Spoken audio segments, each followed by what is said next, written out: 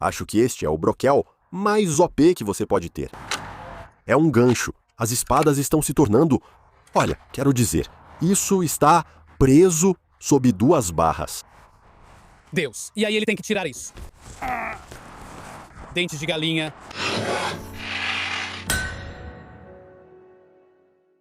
Oi, aqui é o Todd do ateliê do Todd Cutler com...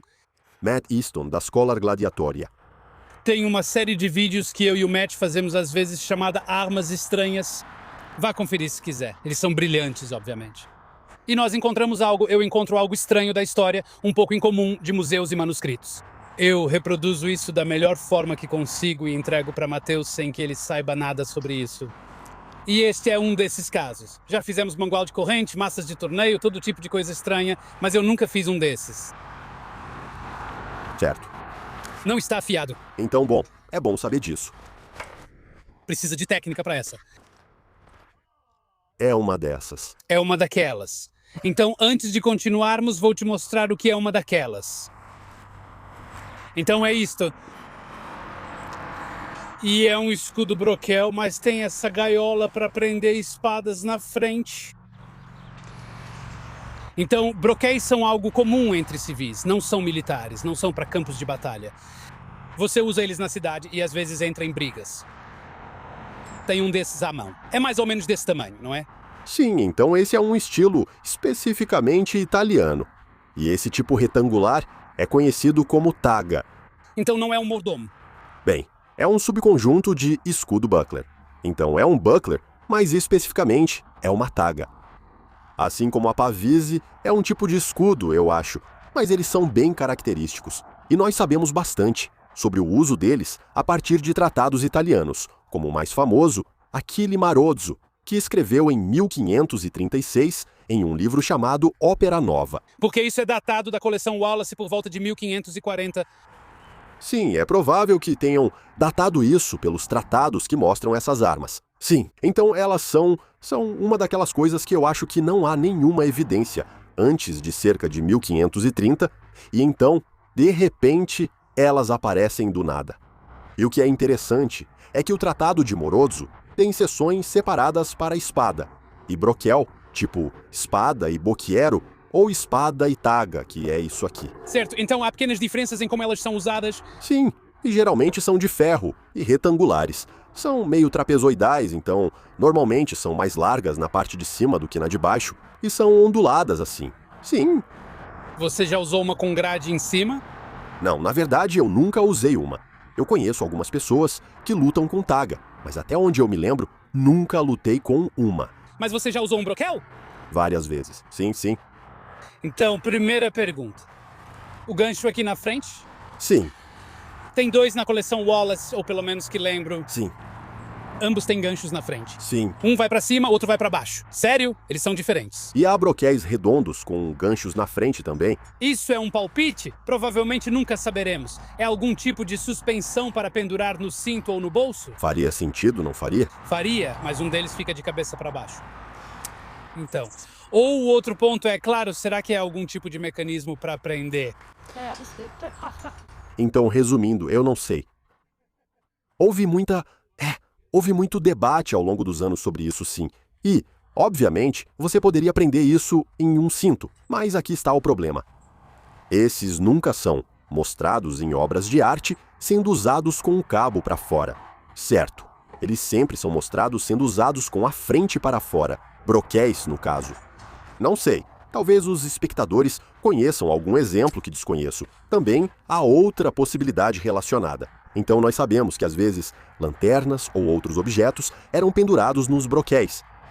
Então, por exemplo, o vigia noturno, andando pela cidade à noite, caminhava com um broquel, com uma lanterna pendurada. Ok, então, curiosamente, é simplesmente porque você tem a habilidade de sacar uma espada com uma mão ou uma arma de haste ou qualquer coisa na sua mão? Se você carrega uma lanterna, fica indefeso, mas não se ela estiver pendurada no broquel. Quero dizer, potencialmente. Ou pode ser só um pouco de preguiça, que se você vai andar por aí com o broquel na mão, pode muito bem ter algo para pendurar a lanterna. Mas além disso, há até um aspecto legal, porque em certas cidades da Europa, e isso também era verdade na Inglaterra, era ilegal andar pelas ruas depois do toque de recolher, que era, acho, por volta das 9 horas, sem uma lanterna. Pois o que não estava dito era que, ao andar sem lanterna nas ruas, você certamente estava fazendo algo errado. Então era lei que você tinha que ter uma lanterna. Bem, se você tem que ter uma lanterna, acho que é melhor pendurá-la em alguma coisa. Mas quanto a prender lâminas? Bem, do jeito que eu penso, você já tem todas essas barras na frente para prender lâminas. Então, por que você precisaria daquele gancho? Sabe? Se esse é o propósito, é bem supérfluo. Concordo com essa análise. Seja o que for, provavelmente não serve para prender lâminas. Acho que outro ponto interessante para os espectadores é a construção da empunhadura. Eu não tinha uma imagem na parte de trás. Normalmente, as empunhaduras de alvo são feitas desse jeito. A única maneira diferente que às vezes eu vejo. Então, temos esse formato como um I maiúsculo ou H com essas duas barras, porque tem que ser assim por causa desse formato ondulado. Interessante também é que você segura o broquel com o polegar em cima. E alguns desses têm uma pequena placa, onde você coloca o polegar com uma placa própria para o polegar. Então é um pouco parecido com a empunhadura de um sabre. Esse é o exemplo mais antigo que conheço de arma com placa para o polegar. Você apoia o polegar ali, o que realmente ajuda a direcionar o broquel. E claro, essas ondulações, tirando as barras, porque obviamente as barras estão ali para aparar pontas, mas só as ondulações em si já te dão um controle maior sobre a lâmina do oponente. Mas na maioria das vezes, o tigre no uso real geralmente é segurado em ângulos. Normalmente, ele é segurado inclinado para frente ou para trás, geralmente em ângulos diagonais. E o que isso significa é que golpes vindo de cima vão bater aqui e deslizar para um lado ou para o outro. Ao invés de parar no topo, eles deslizam para um dos lados. Mas além disso, você pode receber golpes assim para prender e controlar eles contra o lado plano também. E é aí que ter o polegar contra o cabo é realmente importante também. Eles são escudos bem versáteis e permitem desviar de propósito. Podem ser virados para qualquer lado. Se alguém ameaçar este lado e você inclinar o escudo para lá, e depois ela passar por baixo, fazendo um desengajamento sob seu broquel, esta targa aqui, você pode virar para o lado dela para engajar e atacar aqui. Então eles são incrivelmente versáteis. Eles são um pouco, como na verdade, uma mistura entre um pavês maior e um broquel. Eles têm qualidades de ambos. Acho que deveríamos ver alguém usando isso. Acha que consegue reunir algumas pessoas? Tenho certeza que posso achar alguns voluntários dispostos. Olá, pausa no filme para mais uma curiosidade sobre Todd Cutler. Aqui temos uma adaga de mão esquerda, uma mangoche do final do século XVI. Inglesa, percebe-se pelo tamanho compacto, guarda, pomo e lâmina pequenos. No continente preferiam grandes, aqui preferimos pequenas. Vai entender. De qualquer forma, você vai encontrar esta e muitas outras peças em togcutter.com. De volta ao filme. É hora de fazer um sparring para testar como isso funciona. Então aqui temos Nick. Ele tem um canal no YouTube, na verdade, Academy of Historical Fencing. E aqui temos Jordan. Mas a primeira coisa é que não vamos fazer isso com armas de aço. O motivo disso é que tenho orgulho dessa coisa. É um objeto lindo e eu não quero que ele fique cheio de amassados e arranhões. Você vê que esta lâmina fina, esta argon, atravessa facilmente. Isso então possibilita simplesmente mover o escudo, quebrá-lo, fazer o que você quiser fazer. Não faremos isso porque não quero estragá-lo. Mas o ponto é que, com armas como esta partisana de nylon, ela pode passar facilmente por baixo. E aí o usuário está encrencado. Deus. E aí ele tem que tirar isso. Dentes de galinha. Aí está. Eles conseguem segurar lâminas. Nick está usando uma espada lateral que não passa pela grade. Jordan está usando uma lâmina que vai passar. Certo. Continuem, pessoal. Assim, quando a ponta passa pelo tigre, você perde o controle sobre ela. Uma das vantagens da adaga na mão esquerda é ter lâmina e guardas cruzadas, facilitando o controle da estocada. Mas isso também oferece certo controle. Sempre que isso acontecia, era maravilhoso. A lâmina entortou totalmente dessa vez. O que sobrou aí? O gancho. Esse é o gancho? Esse era o gancho. Passou entre o gancho e as barras e ficou preso ali. Então se curvou ao redor do gancho. Certo, beleza. Não sei se isso foi decisivo, mas o gancho certamente interagiu com a lâmina. Talvez esse gancho tenha relação com o que penso que foi. Stephanie, explique. Eu preciso entender isso. Fui pego de novo. Então quero dizer, é muito eficaz. Muito eficaz. Acho que para qualquer um que não... para qualquer um que não conhece os broquéis normais, eles simplesmente não fazem isso. Um broquel típico, tudo só desliza por ele. E de novo. Aham. Então, eu acho que você poderia fazer uma coisa por mim, Nick. Aquele gancho, se você puder dar uma olhada na frente do escudo de novo, tente ver se há uma maneira razoável de você fazer isso, mesmo que precise fazer bem devagar para coreografar. Veja se existe uma maneira razoável de usar esse gancho de forma defensiva de alguma maneira. Apenas segure sua espada na frente. Temos muitas opções. Assim conseguimos fazer desse jeito. Isso pode funcionar. Talvez com a mão direita, que é mais difícil. Se conseguir empurrar seu punho em direção à ponta do Jordan, há boa chance de acabar por baixo dos dois. É quase como socar a ponta dele. Mantenha só uma boa guarda com a ponta à frente.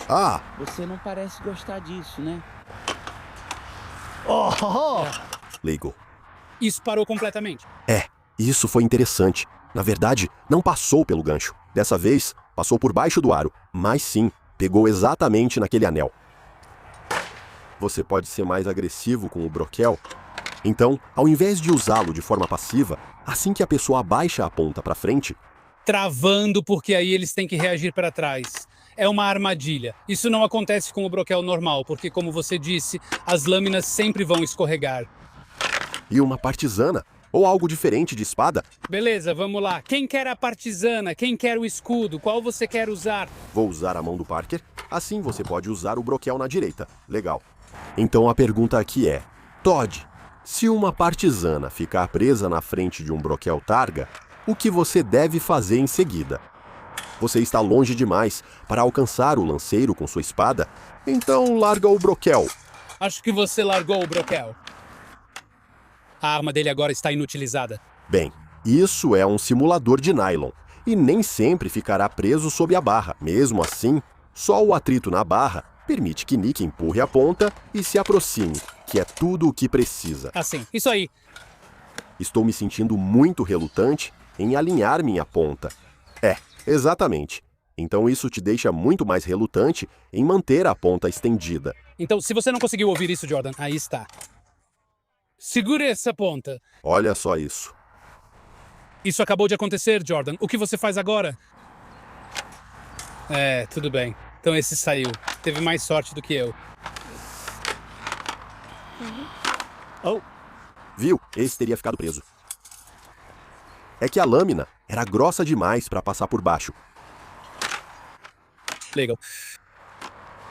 Acho que não estamos vendo o melhor porque as lâminas não estão realmente presas. Irônico. Vimos isso logo no começo comigo.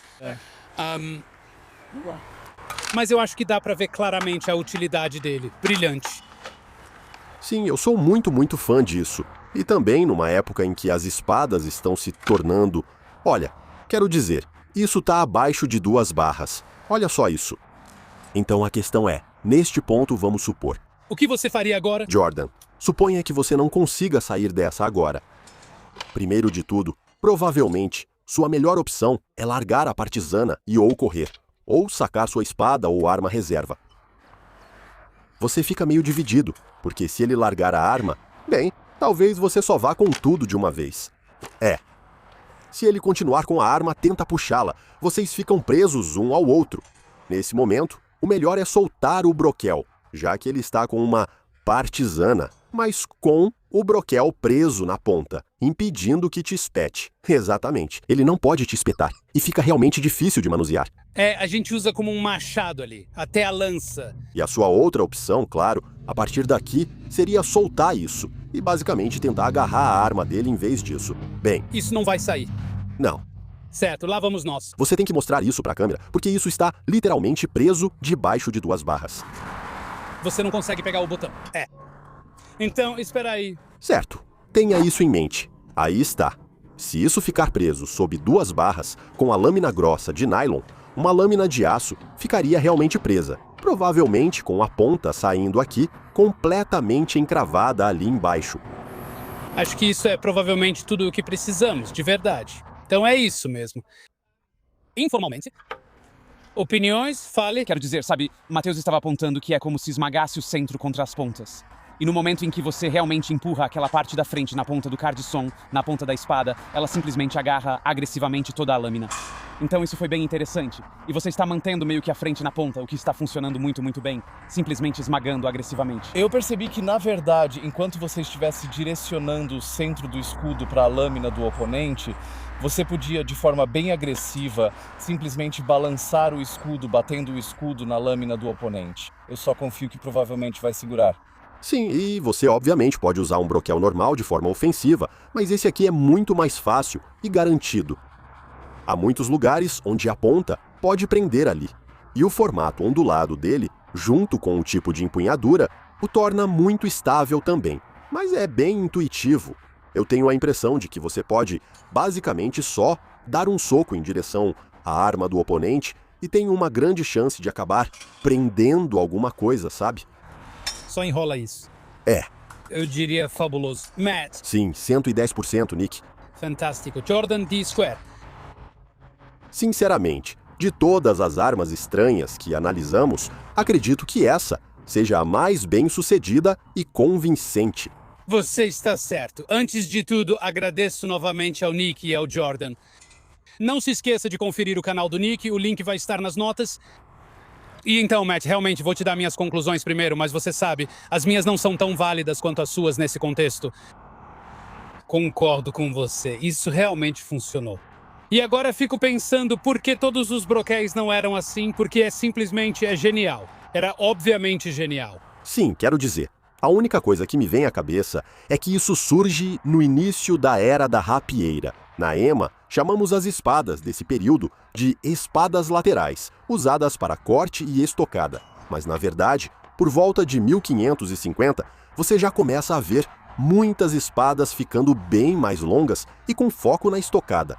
Isso surge justamente quando esperado, pois agora você enfrenta oponentes que, em vez de manterem a ponta fora da linha e se moverem muito, seguram a lâmina apontada para você. Isso intimida. Se você é o cara que ainda não acompanhou esse novo jeito legal dessas espadas inovadoras tipo a rapieira e quer ter algo para lutar contra elas, para mim, isso aqui é o máximo. É o melhor antirapieira que existe. Isso realmente fez com que Nick e Jordan ficassem hesitantes em querer se comprometer. Sim, faz com que quem quer segurar a arma com a ponta alinhada passe a considerar não alinhar ou recuar, por exemplo. Isso pode ser usado.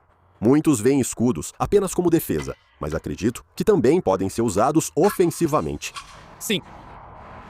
Então, no geral, uma arma estranha. Fantástico, joinha pra essa. Polegar pra cima pra essa. Bem, isso e o mangual de corrente. Você gosta desse? De um jeito engraçado, mas eu não gostaria de lutar com aquilo. Mas enfim, acho que isso já basta. Então, Matt e Lucy Easton duelam, evento sensacional. Venham conferir. Muito obrigado. Obrigado. Obrigado, pessoal, muito obrigado. Obrigado também. Até a próxima.